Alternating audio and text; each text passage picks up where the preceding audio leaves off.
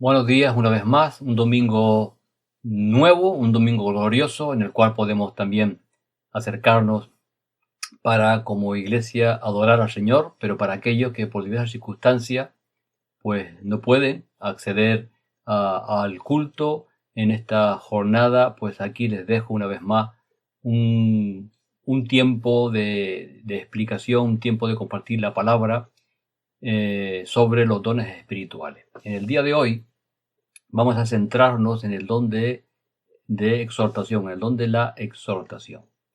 Así que una vez más, gracias a todos los que nos siguen de diferentes lugares del mundo. Gracias por los hermanos que nos comentan lo bueno que está haciendo para ellos, para sus vidas espirituales, el poder compartir estos vídeos, esta palabra. Y lo único que deseamos es eso, que la iglesia sea fortalecida, la iglesia crezca y sea edificada. Y por ello, pues oramos al Señor por todos ustedes, para que el Señor, pues obviamente, les bendiga, les prospere grandemente y les lleve de victoria en victoria, y que vuestro crecimiento, como el de cualquiera, sea siempre buscando la altura de nuestro Señor Jesucristo. A Él es el que debemos de llegar y alcanzar, y Él es el modelo a imitar en todos los sentidos. Vamos a acercarnos a este don, al don de la exhortación. Así que les invito a buscar en el libro, la carta a los Romanos, de San Pablo a los Romanos, el capítulo 12, versículos del 1 al 8. Y ahí lo que vamos a encontrar es el don como tal, el don espiritual revelado. O sea, ahí la revelación bíblica nos revela, valga la redundancia, que el don de la exhortación es un don a tener en cuenta dentro del marco de los dones espirituales. Y ya veremos por qué es importante este don. Pero vamos a ver el texto de Romanos 12, del 1 al 8, y leemos así. Así que, hermanos, os ruego por las misericordias de Dios que presentéis vuestros cuerpos en sacrificio vivo, santo, agradable a Dios, que es vuestro culto racional. No os conforméis a este siglo, sino transformaos por medio de la renovación de vuestro entendimiento, para que comprobéis cuál sea la buena voluntad de Dios, agradable y perfecta. Digo pues, por la gracia que me es dada, a cada cual que está entre vosotros, que no tenga más alto concepto de sí que el que debe tener, ni más alto, y yo añadiría, ni menos bajo, ni más alto ni menos bajo, ni más arriba ni más abajo. Creo que debemos de ser conscientes de la gracia del Señor en nuestras vidas. Debemos de tener ese concepto de qué es lo que el Señor ha hecho en mi vida, qué es lo que Dios, el Espíritu Santo, ha depositado en mi vida para el servicio cristiano, para el servicio al cuerpo de Cristo.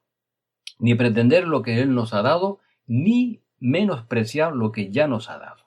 Por lo tanto, esta frase, este pensamiento de San Pablo, tenemos que entenderlo desde esas dos perspectivas, la positiva y también la negativa. Seguimos. Sino, dice el apóstol, sino que piense de sí mismo, con cordura, con sensatez, conforme a la medida de fe que Dios repartió a cada uno. Y la medida de fe, en este sentido que estamos ahora hablando, en este entorno, en este contexto, está relacionado, está ligado al don que el Señor ha puesto en tu vida. Esa es la medida de fe. Porque de la manera que en un cuerpo tenemos muchos miembros, pero no todos los miembros tienen la misma función, así nosotros, siendo muchos, somos un cuerpo en Cristo, y todos miembros los unos de los otros. De manera que, teniendo diferentes dones, según la gracia que nos es dada, esa es la medida de la fe en este contexto, si el de profecía, úsese conforme a la medida de la fe, o si de servicio, en servir, o el que enseña, en la enseñanza, el que exhorta, y aquí aparece este don, en la exhortación, el que reparte, con liberalidad, el que preside, con solicitud, el que hace misericordia, con alegría. Por lo tanto, la definición del don espiritual, del don carismático revelado en esta porción de las Escrituras, es contiene la noción de admonición, de advertencia. Este don trata con, diríamos, las relaciones interpersonales dentro del marco de la iglesia. Es un don que funciona en la medida en la que somos capaces de entender lo importante que es animar a los creyentes en cuanto a lo que tenían, a lo que tienen, a lo que tendrán que hacer o en lo que tenían que sufrir, lo que tenemos que sufrir, lo que tendremos que sufrir, es decir, en cuanto a cómo soportar el sufrimiento de forma cristiana. Y está relacionado intensamente con esta peculiaridad.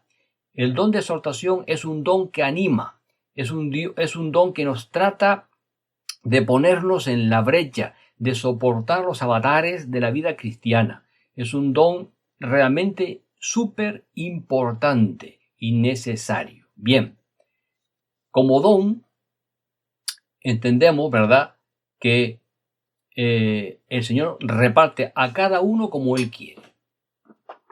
Pero hay un mandato bíblico generalizado.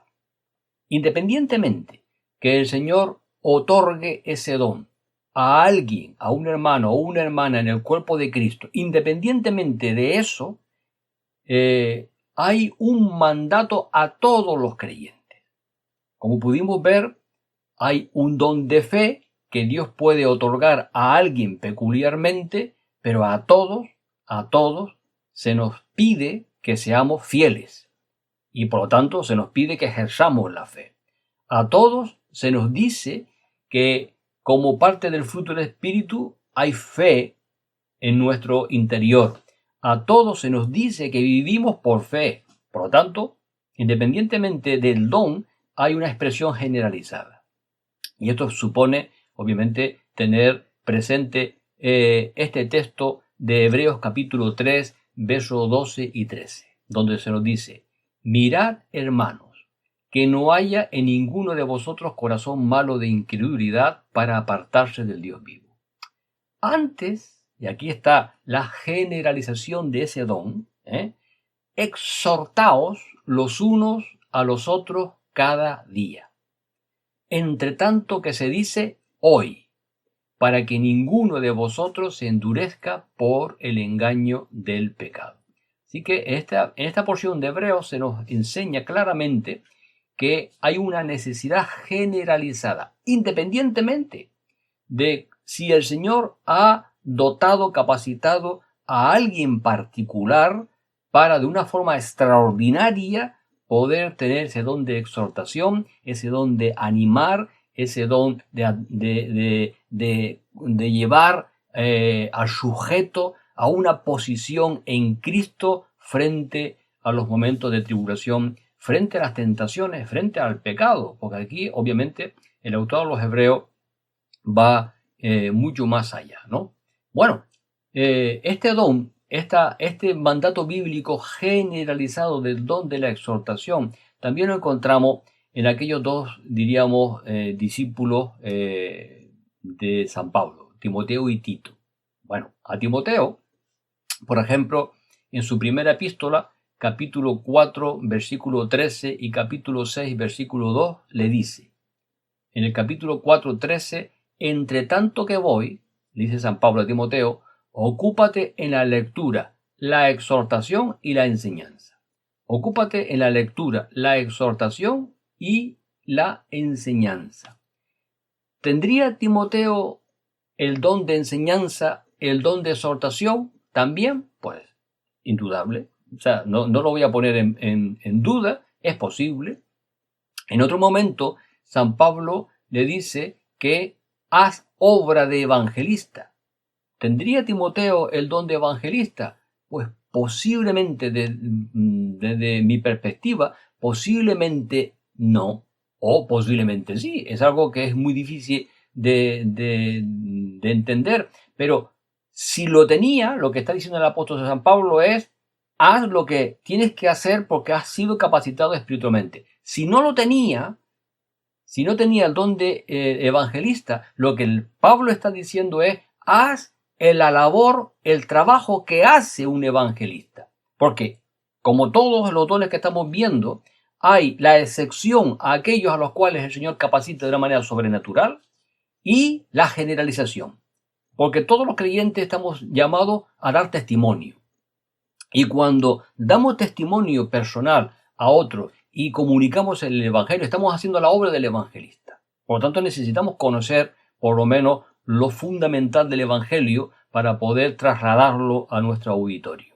De un Evangelio fundamental es aquel que Pablo reduce o sintetiza magistralmente en 1 Corintios capítulo 15, en los primeros 3 o 4 versículos del capítulo 15 de 1 Corintios, donde él reduce, sintetiza el evangelio que os he predicado, un evangelio que transformó Corinto, un evangelio que levantó una iglesia en medio de una sociedad pagana, en medio de una sociedad hedonista, en medio de una sociedad donde la vida humana no tenía mucho valor o un valor ínfimo, donde había una serie de esclavos trabajando fundiendo bronce. El bronce de Corinto era tan famoso que tenía un precio altísimo, muy similar en algunas ocasiones al mismo oro. Así que en esas condiciones en las cuales la vida humana era deplorable, en un contexto tremendo del uso de la pornografía y de la prostitución, ahí se levanta el testimonio cristiano, ahí se levanta la iglesia de Jesucristo, y ahí vemos el efecto del evangelio que os he predicado, que Cristo murió por nuestros pecados, que fue sepultado y resucitó como dice la Escritura, o conforme a las Escrituras.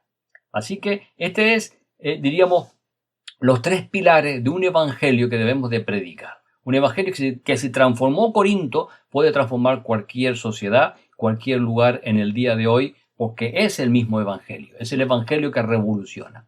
De la misma manera, por tanto, digo que a Pablo le dice a Timoteo, haz obra de evangelista, el Señor nos está diciendo a nosotros, haz obra de exhortación.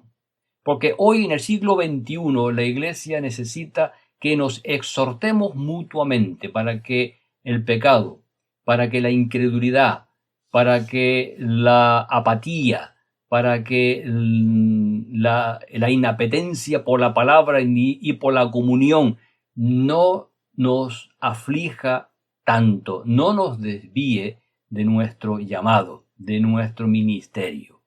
Pablo, por tanto, a Timoteo, entre tanto que voy, ocúpate en la lectura, la exhortación y la enseñanza. Versículo 2 del capítulo 6. Y los que tienen amos creyentes no los tengan en menos por ser hermanos, sino sírvanles mejor por cuanto son creyentes y amados los que se benefician de su buen servicio. Y una vez más, esto enseña y exhorta. Y más adelante, 2 de Timoteo 4:2, que prediques la palabra, que instes a tiempo y fuera de tiempo, redarguye, reprende, exhorta. Vemos como esta palabra no tiene nada que ver con el concepto de exhortación tradicional. El concepto de exhortación tradicional es el de la reprensión, pero aquí San Pablo hace un distingo bastante sensato. Redarguye, reprende, exhorta. Así que la exhortación es algo distinto, es algo diferente. No hay don de reprensión, pero hay don de exhortación. Esto es interesante, ¿verdad? Aunque a aquel Timoteo que posiblemente tendría el don de enseñanza, el don de exhortación, se le dice también que redarguya, que corrija y que reprenda. Y le dice que hemos de hacerlo todo esto, incluyendo la exhortación, con toda paciencia y doctrina. O sea, con toda paciencia y sometido a la fe una vez dada a los santos, de acuerdo a la doctrina recibida, no conforme a mis propios criterios humanos, Yo no puedo animar, yo no puedo exhortar al cuerpo de Cristo basándome en mis propios preceptos, prejuicios, basándome en mis propios criterios. Yo he de hacerlo basándome siempre en la doctrina de Cristo, en la doctrina sana, en la sana doctrina, en la doctrina que me sana. Pero tú, y ahora estamos en Tito capítulo 2, versos 6 en adelante, dice: pero tú habla lo que está de acuerdo con la sana doctrina. Pablo a Tito: que los ancianos sean sobrios, serios, prudentes, sanos en la fe, en el amor, en la paciencia, que las ancianas asimismo sean reverentes en su porte, no calumniadoras, no esclavas del vino, maestras del bien, que enseñen a las mujeres jóvenes a amar a sus maridos y a sus hijos, a ser prudentes, castas, cuidadosas de su casa, buenas, sujetas a sus maridos, para que la palabra de Dios no sea blasfemada. Exhorta asimismo a los jóvenes a que sean prudentes, presentándote tú en todo como ejemplo de buenas obras, en la enseñanza mostrando integridad, seriedad, palabra sana e irreprochable. La palabra sana es la palabra que me sana, es la palabra que me libera, es la palabra que me restaura. Y la palabra sana proviene siempre de una doctrina sana, porque el árbol malo no va a dar buenos frutos y la mala doctrina no dará nunca una buena palabra. Así que palabra sana e irreprochable, de modo que el adversario se avergüence y no tenga nada malo que decir de vosotros. Exhorta, verso 9, a los siervos a que se sujeten a sus amos, que agraden en todo, que no sean respondones, no defraudando, sino mostrándose fieles en todo, para que en todo adornen la doctrina de Dios nuestro Salvador. Porque la gracia de Dios se ha manifestado para salvación a todos los hombres, enseñándonos que, renunciando a la impiedad y a los deseos mundanos, vivamos en este siglo sobria, justa y piadosamente, aguardando la esperanza bienaventurada y la manifestación gloriosa de nuestro gran Dios y Salvador Jesucristo, quien se dio a sí mismo por nosotros para redimirnos de toda iniquidad y purificar para sí un pueblo propio, celoso de buenas obras. Esto habla y exhorta y reprende con toda autoridad, nadie te menosprecie. Y por tanto vemos la importancia vital de la exhortación para el buen funcionamiento del cuerpo de Cristo, para poder vivir en este mundo de una manera sobria, justa y piadosamente, para poder, diríamos, enfrentarnos a la impiedad, para poder refrenar los deseos mundanos, porque el siglo I que fue escrito esto y el siglo XXI, me parece que el ser humano no ha cambiado mucho, excepto en todo aquello que tiene que ver con la tecnología. Pero el hombre es el mismo. El hombre es el mismo, con más capacitaciones tecnológicas y con una visión global mucho más amplia que la que había en aquella época. Pero lo que es la naturaleza del ser humano no ha variado un ápice. El hombre sigue necesitando una palabra sana en el día de hoy, en el siglo XXI. La iglesia sigue necesitando la exhortación mutua los unos a los otros para poder enfrentarnos a todas las demandas del placer mundano que nos rodea. Hay una tremenda sensualidad, o sea, hay una tremenda búsqueda de afectar nuestros sentidos. Eso es lo que literalmente significa sensualidad. Aquello que afecta nuestros sentidos, a nuestros ojos, a nuestro tacto, todos los sentidos que tenemos en nuestro organismo, y necesitamos confrontar todos y cada uno de esos ataques del sistema que nos rodea con la voluntad de Dios, y para eso nos necesitamos mutuamente. Para eso necesitamos la exhortación.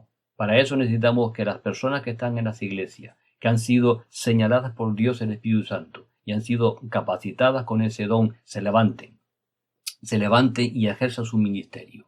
Se levanten y sean capaces de llegar a aquellos a los cuales tiene esa necesidad, con toda autoridad, con toda autoridad. Esto habla y exhorta y reprende con toda autoridad, siempre como acabamos de leer, con paciencia y doctrina.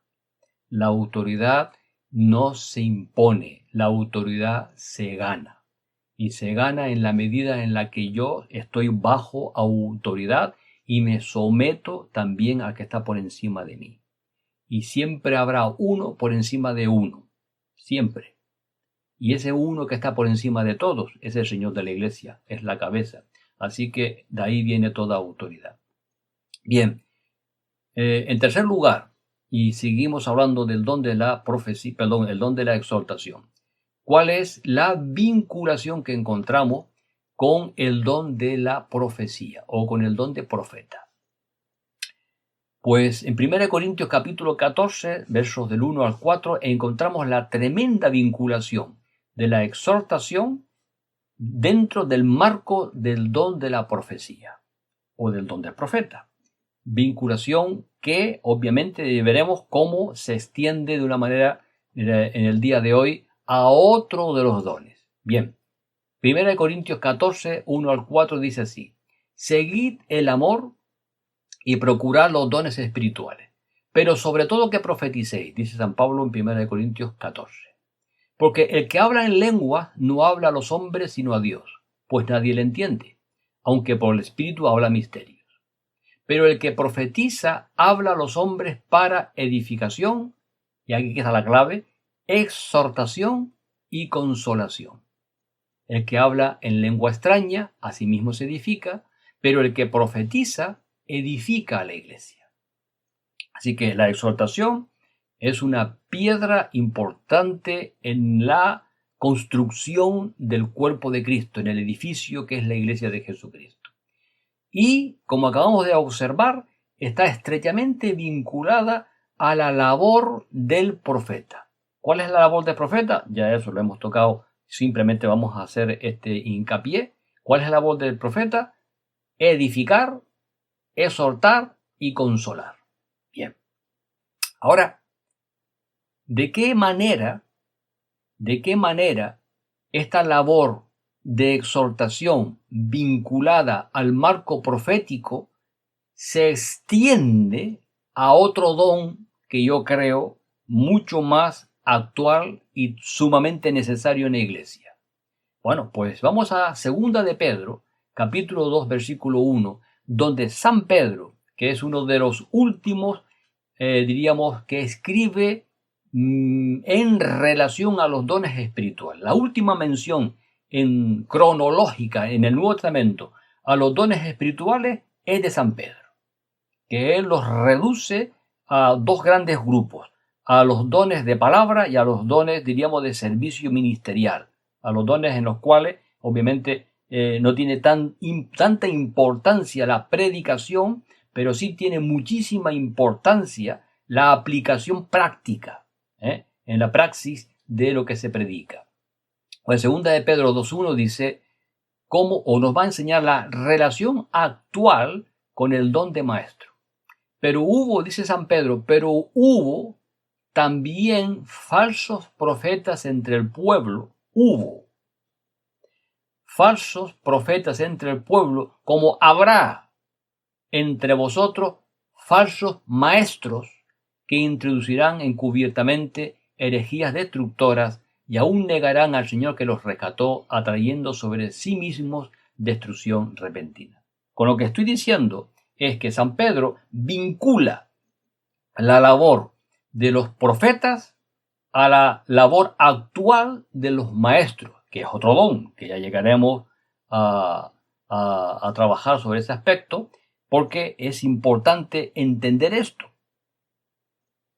Si el don de exhortación o la exhortación formaba parte de los profetas, según Pablo en 1 Corintios 14, ha de formar parte de la labor de los maestros, conforme San Pedro, 2 de Pedro 2.1. Porque los falsos profetas, los falsos maestros, los verdaderos profetas, los verdaderos maestros. Tenemos que ocuparnos de los verdaderos y dejar los falsos. De los falsos no debemos de siquiera pararnos a escuchar. son falsos, no nos sirve de nada, no sacamos ningún provecho de los falsos maestros, ni de los falsos profetas. Ciñémonos a los verdaderos profetas, a los verdaderos maestros. Los verdaderos profetas exhortan, los verdaderos maestros también han de hacerlo. Por lo tanto, que el Señor nos ayude cuando, si tú has sido llamado como maestro en el cuerpo de la iglesia, si tú formas parte del cuerpo de enseñantes bíblicos de tu iglesia, en cualquier nivel de enseñanza, recuerda que estás llamado a edificar, estás llamado a consolar, estás llamado a exhortar. No puedes descuidar esas tres facetas tan importantes en el cuerpo de Cristo. Hay una demanda. Bueno, la había por lo menos en el siglo I. En Hechos capítulo 13, versículo 15 dice: y después de la lectura de la ley y de los profetas, cuando San Pablo llegó, vamos a situarnos en ese contexto concretamente, Hechos de los Apóstoles capítulo 13, versículo 15. Hechos 13, 15. No lo tengo grabado todo porque es un pasaje muy grande y no lo vamos a leer del todo, pero les voy a animar a hacerlo. Capítulo 13, versículo 15 en adelante, dice así: y después de la lectura de la ley y de los profetas, los principales de la sinagoga mandaron a decirles: varones hermanos, si tenéis alguna palabra de exhortación para el pueblo, hablad. Yo no sé cuándo fue la última vez que alguien, cuando ibas a predicar, te pidió una palabra de exhortación. La experiencia que tiene un servidor es de escuchar a algunos predicadores decir: esto que voy a decir no es una exhortación. Mal hecho. Primero, porque lo que estás evidenciando es la incomprensión del don de exhortación, la confusión que tienes en la terminología al aplicarla a la iglesia, porque estás interpretando exhortación como dar una reprimenda. Y he escuchado eso en varias ocasiones y me dolía escucharlo, porque decía: Señor, qué pena que no se ha enterado de lo que significa y de la importancia que tiene la exhortación en el marco de la iglesia. No, que el Señor nos ayude a demandar, como demandaron estas personas: si tenéis alguna palabra de exhortación para el pueblo, hablad. Si tenéis alguna palabra de exhortación, hablad. Y esa demanda del siglo I la creo tremendamente necesaria en el siglo XXI, donde hay personas que viven una vida que no tiene nada que ver con el carácter y la voluntad de Jesucristo. Necesitamos una palabra de exhortación constantemente. ¿Y cuál es la mejor palabra de exhortación? Pues la mejor palabra de exhortación es el mensaje del Evangelio. Yo les animo a leer en este mismo capítulo 13, desde el verso 16 al verso 52. Porque la palabra de exhortación que les pidieron, en este caso a los hermanos, a Pablo y a los que iban con él, cuando Pablo comienza a hablar, les hace un relato del Evangelio de Jesucristo desde el inicio de la nación de Israel hasta su muerte y su crucifixión y su resurrección. Y es importante esto, porque es el Evangelio de Jesucristo y el mensaje del Evangelio seguirá siendo la palabra de exhortación por antonomasia. No hay mejor palabra, no hay palabra que nos sane más que el mensaje del Evangelio de Jesucristo. Muerto, crucificado, sepultado y resucitado al tercer día. No hay palabra de exhortación que supere el mensaje del Evangelio. Les animo, repito, a leer este pasaje de Hechos 13. No lo quiero reproducir ahora por su extensión, pero les animo a leerlo y a meditarlo, desde el verso 16 al verso 52, como respuesta a la demanda necesaria, la demanda en el siglo I y la demanda necesaria en el siglo XXI. Las demandas surgen por una necesidad sentida. En Hechos capítulo 14, versículo 22 leemos: confirmando los ánimos de los discípulos, exhortándoles a que permaneciesen en la fe y diciéndoles es necesario que a través de muchas tribulaciones entremos en el reino de Dios. Eso fue en el siglo I. Mi pregunta es, ¿será esto? ¿Tendrá cabida? ¿Es relevante esta palabra en el siglo XXI? Cuando el Señor está tan cerca, porque soy de los que creen que el Señor está muy cerca, que el tiempo se ha acortado, que los tiempos se están acortando, que lo que estamos viendo pasar tiene una lectura, diríamos, bastante similar, aproximada, muy cercana a lo que estamos viendo o leyendo en los libros de Apocalipsis. ¿Creemos que el Señor está cerca, sí o no? Bueno, pues si creemos que el Señor está cerca, necesitamos exhortación. Necesitamos exhortación para poder permanecer firme en la fe, para poder entender que las cosas que nos van a ocurrir tienen una razón de ser, están dentro del marco profético y estamos dentro de los planes de Dios. Por lo tanto, necesitamos ser exhortados mutuamente, o que el Señor, una vez más, repito, levante a los que Él ha capacitado, a los que Él ha dotado espiritualmente para tal finalidad. Y Hebreos 10:25 termina o concluyo con este texto diciendo: mantengamos firme, usted y yo, sin fluctuar, mi querido hermano y mi querida hermana, la profesión de nuestra esperanza. Porque fiel es el que prometió. Y considerémonos unos a otros para estimularnos al amor y a las buenas obras, no dejando de congregarnos como algunos tienen por costumbre, sino exhortándonos, y tanto más cuanto veis que aquel día se acerca. Que el Señor nos ayude a romper las cadenas de la apatía, las cadenas de la desobediencia, para dejar de pecar contra Dios, el cual está convocándonos a que nos congreguemos para juntos como pueblo de Dios adorarle y levantar nuestras manos. Y necesitamos que nos exhortemos mutuamente. No dejemos todo ese trabajo para el pastor. No dejemos todo ese trabajo para los ancianos. No dejemos todo ese trabajo para algunas personas de liderazgo de nuestra iglesia. Hemos sido llamados a exhortarnos los unos a los otros. ¿Por qué? Porque el día se acerca. Y esto, en el siglo I, ahora, se acerca mucho más. Está mucho más cerca en el siglo XXI. Mantengámonos firmes, sin fluctuar. Ha sido llamado por el Señor, ha sido capacitado por el Señor, tienes un ministerio, tienes dones que poner en práctica. Que el Señor te bendiga, te dé fortaleza y recuerda lo importante que es el don de exhortación. Que el Señor te bendiga.